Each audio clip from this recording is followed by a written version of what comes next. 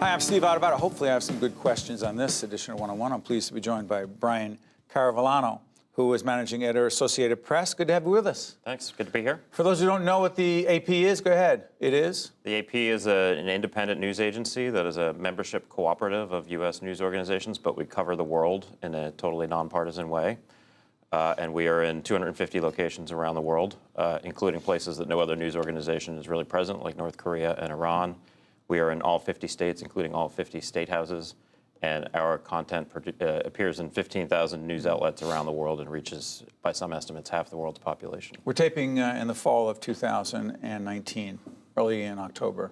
It is, in fact, the anniversary of the murder, the assassination of a Washington Post columnist in Saudi Arabia. Mm-hmm.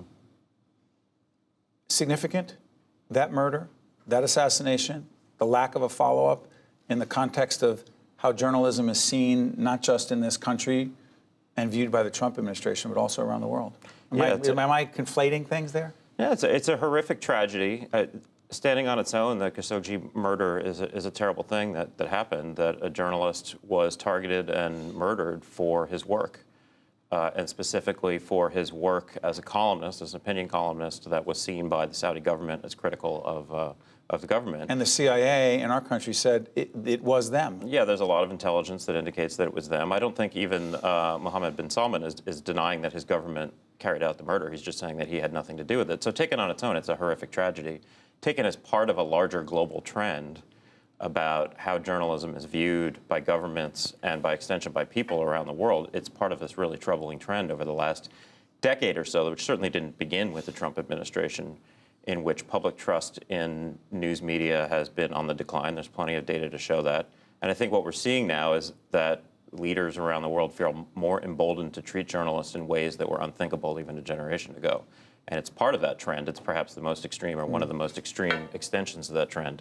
But it's not unique to Saudi Arabia or to Turkey or to any of the places. I'm sorry for interrupting. Let's put this in context. I'm thinking about the 2016 presidential campaign and on.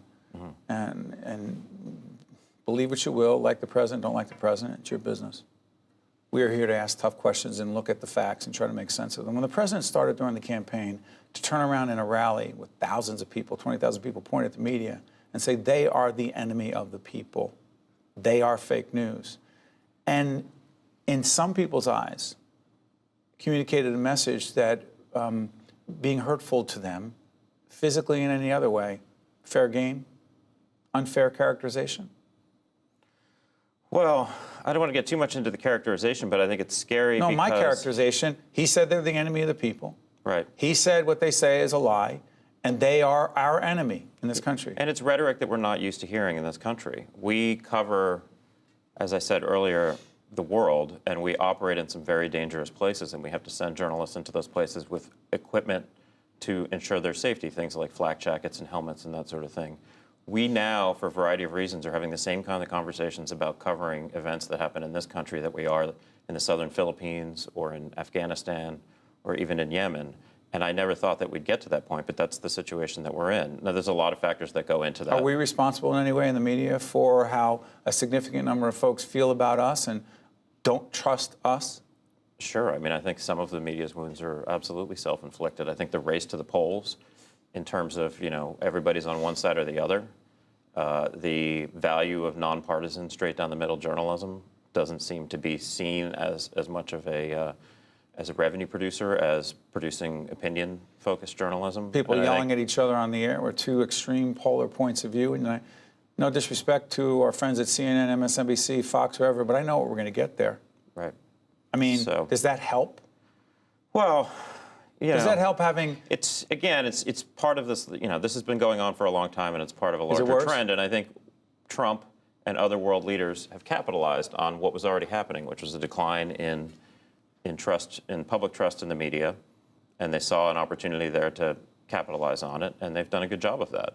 And I think it's accelerated and it's advanced the decline in public trust in the media. And I think there have been plenty of instances in which the media hasn't necessarily helped itself, and I think that goes back a couple decades.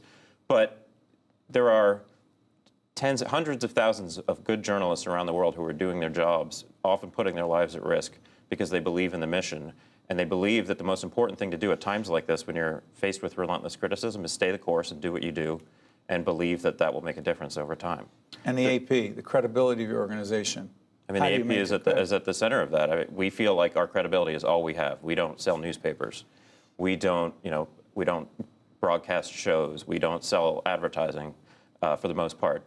And our business is built on credibility. And so to trade that in at any given point, it's something you could never get back. And we talk about that and we think about that all the time.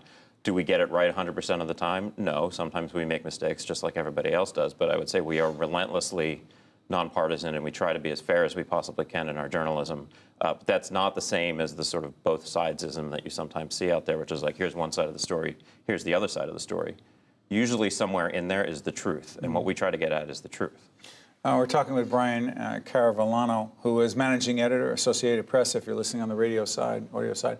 Question, social media. A lot of people say, hey, listen, I don't need the AP. I don't need public broadcasting. I don't need the New York Times. I can get what I need on the internet, social media. I get all the information I want and need, you say? Yeah, look, there's plenty of credible information on social media, most of it provided by news organizations that are investing in news gathering. So if you're going to use social media to get your news, you should still be aware of what are the brands you trust, who are the reporters you trust, what are the names of the people that you feel like are accurate sources of information, and what are those organizations. And if you're getting them on social media, fine, but if you're accessing just sort of random rants from your crazy uncle on social media, that's probably not a credible source of information, right? Or looking for information that just reinforces what I think. Right. Listen, before I let you go, Brian, talk about this climate change series. Yeah, the AP employs some of the world's greatest photo and visual journalism. If you look at some of the most iconic images in history, a lot of them are shot by AP photojournalists. And what we've decided to do this year is really turn them loose on the story of climate and the environment in a way that we never have before. To just try and tell the story visually and in pictures and in video, instead of in a whole lot of text, because a lot of climate coverage seems to be really easy for people to tune out. It's undeniably, in my opinion, the most important story of our time. The most important story of our time. This is our planet. And yet, journalism on climate has not done particularly well with audiences because we've had 30 years of doomsday prognostications, and it's easy for people to tune that out. They feel like they can do nothing about it. So our series, which is called What Can Be Saved, leans into two things. What Can Be Saved is the name of the series. What Can Be Saved, yeah, leans really heavily into two things. One is, as I said, stunning visual experiences and the people in the places where they live who are trying to do something about the crisis in their place. And so it's a people story, it's a visual story, it's really worth checking out. It's pretty spectacular journalism. Brian's got it right. In many people's eyes, this is, in fact, the issue of our times. And even though some folks are playing catch-up, we appreciate what the AP is doing. Here in public broadcasting, we're very much involved in comprehensive coverage of climate change. And also the folks at NJ.com and North Jersey Media, check them out. They're doing it as well. But again, we have a lot of work to do. Brian, I want to thank you for joining us. And to you and your colleagues at the Associated Press, who every day go out there and report the news with no agenda, no point of view, no objective other than to help our country be as strong as it can be with a strong media. We thank you. Yep, thank you. It's good to be here. Same here. I'm Steve Adubato. This is One on One. We'll be right back. One on One with Steve Adubato has been a production of the Caucus Educational Corporation.